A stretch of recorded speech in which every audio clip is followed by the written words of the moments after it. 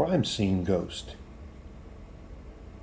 Back in the early 1990s, I worked in the trauma scene cleanup. If you do not know exactly what that is, it's professionals that came in after the crime scene investigators left. We cleaned up crime scenes, unattended deaths, suicide, accidental deaths, or even some case attempted murders. Or non-death accidents, but still, those were just as bloody and gruesome. As you can imagine, I have been to some pretty horrible situations. A lot of the scenes even made local and national news coverage. We were on 24-hour call service, so it wasn't out of the ordinary to get calls in the middle of the night. For some events, this one evening in particular came in just after 10 p.m. or so. By the time we arrived on scene, it was just after 11. This time my crew consisted of my team leader and myself. So it was just the two of us. We figured that we didn't need a third hand, so we handled the call. The sheriff's department released the scene to us. Our job wasn't to clean up the scene, but to secure the site.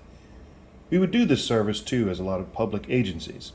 We didn't have the ability to leave resources on site to secure the crime scenes in this way.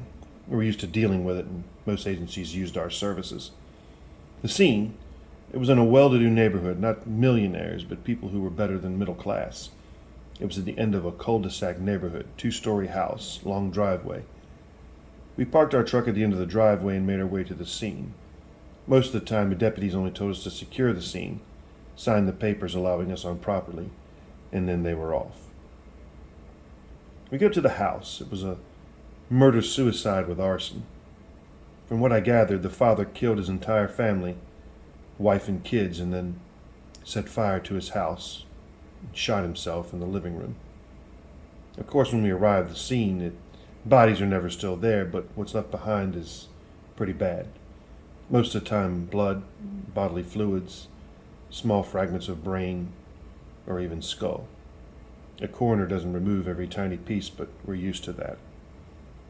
In this case, we were not there to clean up blood, but to secure the scene, which usually involved the boarding up of the structure, putting locks on doors that were broken by the fire department.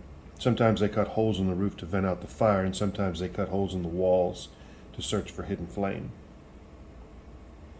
As we entered the house, it was still very hot inside. Most people were unaware of how long it takes a house to cool after a fire.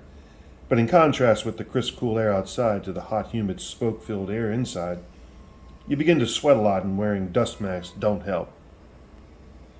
We had a lot of windows to board up, and we were used to board them up from the inside, and since it was already damaged, we would drill screws into the plywood from the inside and board up most of the windows that way.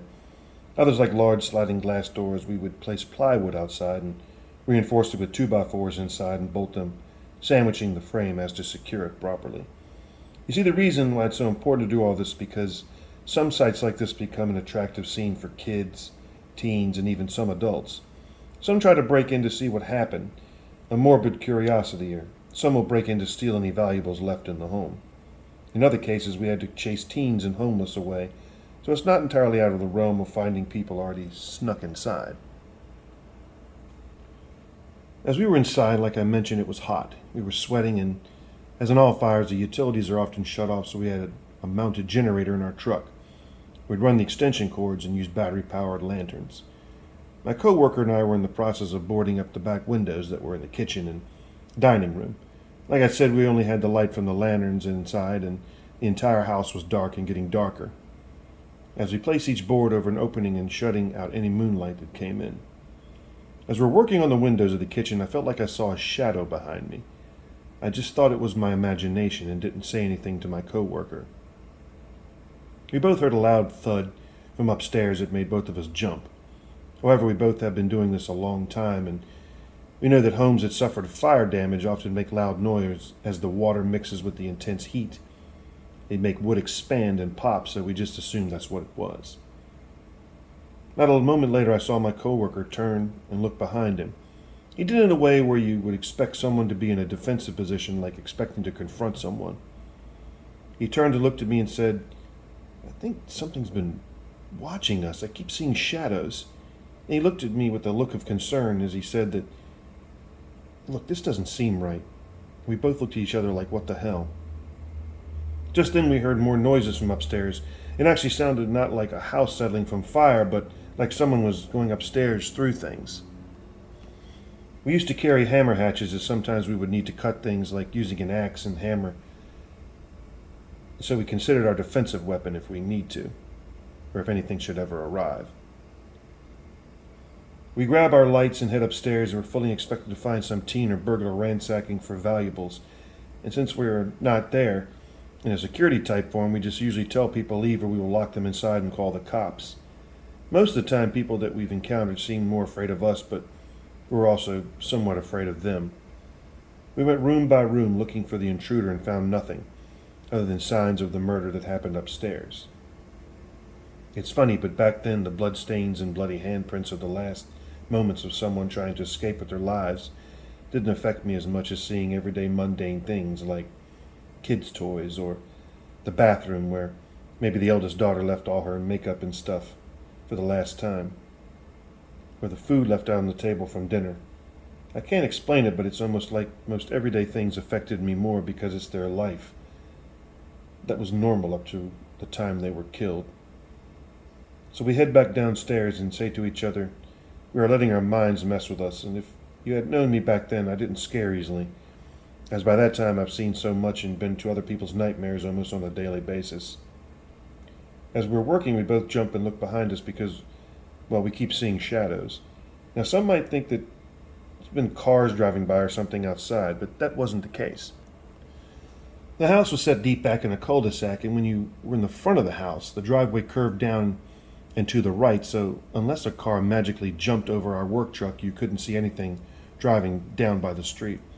Not to mention we are boarding up all the windows downstairs, so the shadows we were seeing were coming from the area that Dad committed suicide. As we were finishing up the window that was next to the garage door that led to the house to the garage, we heard a very loud footsteps from above, like if someone was walking very heavily from one side of the house to the other. We both jump up, grab our hatchets and flashlights, and if you had saw us, you might have thinking we were funny. But we went up and acted like what we saw in the movies, like I stood in the upstairs hallway while my coworker cleared a room, and then he stood in the hallway as I cleared a room. In our minds, we were action heroes, but I'm sure if someone saw us, we must have thought they looked very stupid. Our thinking was no one was going to get by us without being seen. Again, we searched everywhere, under beds, closets, heck, even in the showers. Nothing and no one. Again, we tell ourselves it's our minds playing tricks on us. We go back downstairs and try to finish the rest of the windows and doors. We still jump because we keep seeing shadows. Just as we were about done with the windows and bolting up a back door, we once again heard a loud bang, like if something really big and heavy fell over. It was so big that it felt like it shook the house. We once again march upstairs, this time not expecting to find anyone, but if something collapsed, we wanted to either put caution tape or try to secure it. We go upstairs and nothing. Everything was the same. We couldn't explain the loud boom. The thing is, the majority of the fire damage was downstairs.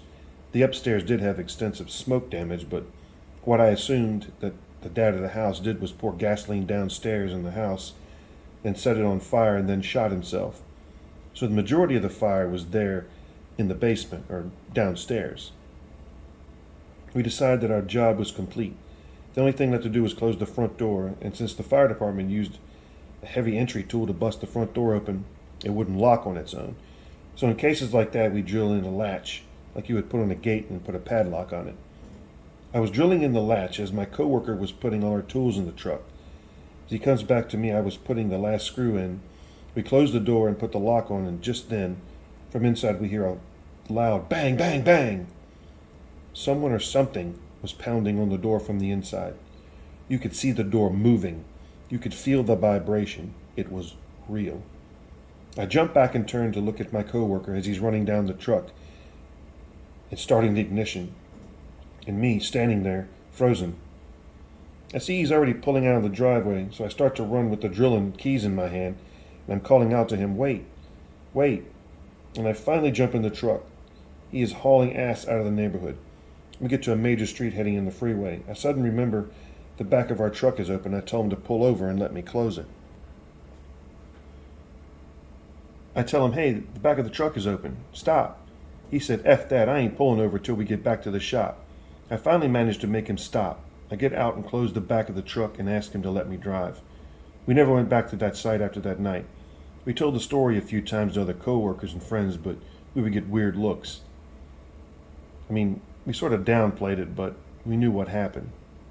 I've always felt something was really bad in that house, and whatever it was didn't want us there.